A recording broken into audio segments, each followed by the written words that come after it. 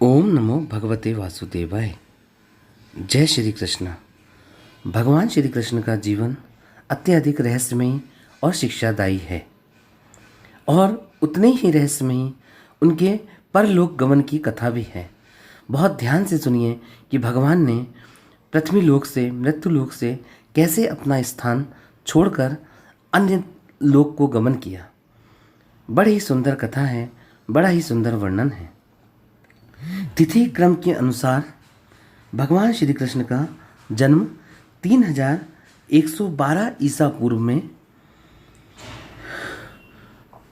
उत्तर प्रदेश के मथुरा में माना जाता है। कहते हैं भगवान श्री कृष्ण का जन्म जेल में हुआ।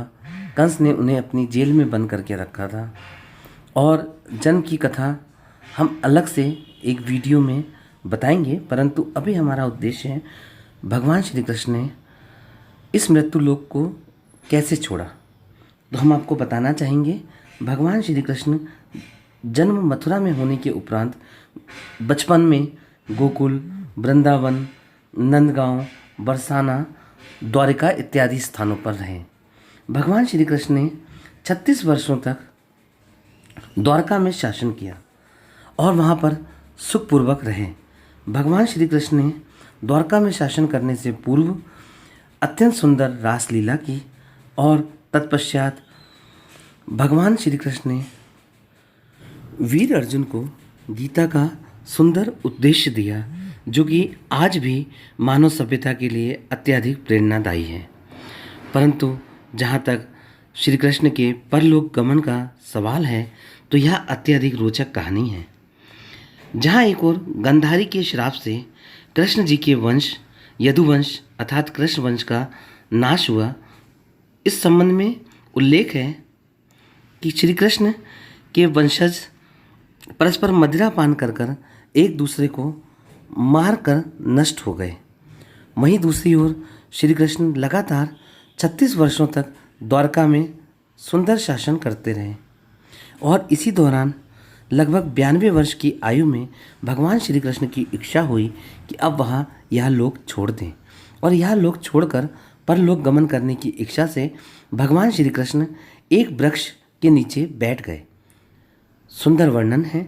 भगवान श्री कृष्ण ने दाएं पैर के ऊपर अपना बायां पैर रख लिया और अपनी नियति स्वयं निर्धारित करने वाले भगवान श्री कृष्ण अब प्रतीक्षा करने लगे कि उनके बनाए हुए चक्रव्यूह के अनुसार आकर उन्हें जरा नामक एक शिकारी, एक भील शिकारी जिसे व्याल भी कहते हैं, तीर मारेगा और तीर मारने से वह परलोक गमन करेंगे।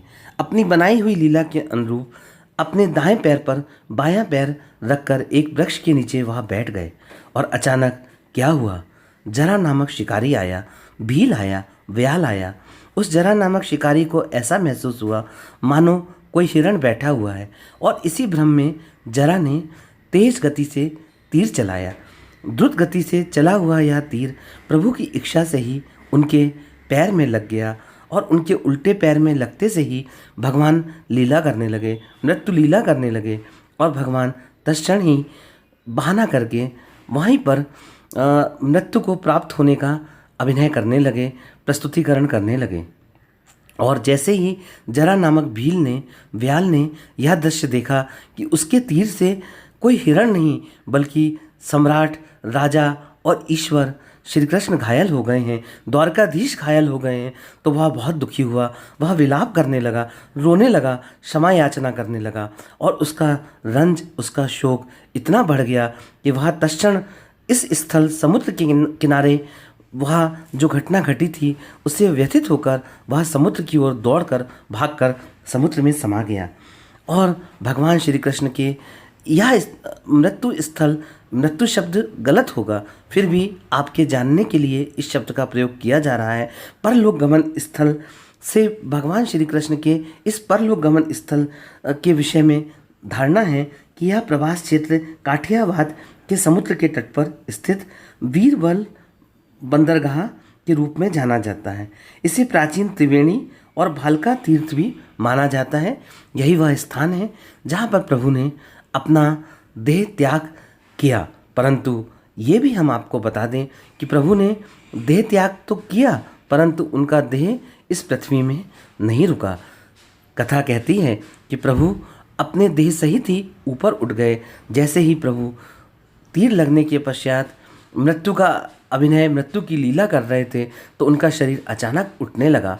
सभी देवता नज़र जमाकर इस दृश्य को देख रहे थे। नारद जी विष्णु जी की इस लीला को देखकर विस्मित थे। कैलाश पर्वत से शिव जी भी विस्मित थे।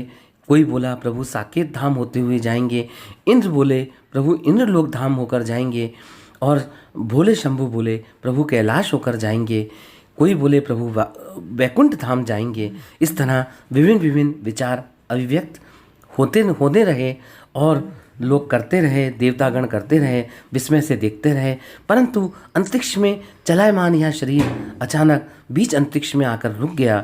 सभी देवताओं की नज़र उस दृश्य में जमी हुई थी और अचानक क्या हुआ, दिव्य प्रकाश उस शरीर से निकला और वह शरीर वापस इस सृष्टि में, इस धरती में आ गया। और कहते हैं वह शरीर श्रीमद् भागवत जी में आकर समा गया।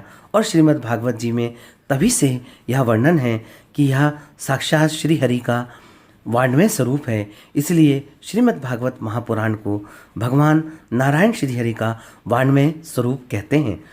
और श्रीमद् भागवत महापुराण में ही वर्णन है।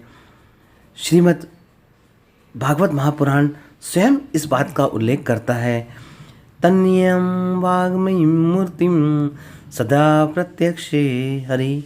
अर्थात इस वाग्मयी मूर्ति में ही भगवान श्री हरि का निवास है। और आज कलयुग में तो भगवान श्री कृष्ण हमें प्रत्यक्ष दर्शन नहीं दे सकते, परंतु श्रीमद् भागवत पुराण में सदैव सदैव भगवान श्री हरि के दर्शन, नारायण के दर्शन, श्री कृष्ण के दर्शन और मेरे ठाकुर जी के दर्शन जीवंत रूप में विद्यमान हैं। हम आपको एक सामान्य परिचय दे दें। श्रीमद् भागवत महापुराण 12 स्कंदों को समाहित किया हुआ अद्भुत ग्रंथ है, जिसमें लगभग 18,000 श्लोक हैं। और प्रत्येक श्लोक में न सिर्फ भगवान श्री कृष्ण की अपितु नारायण श्री हरि के विभिन्न जन्मों की अद्भुत कथा समाई हुई है।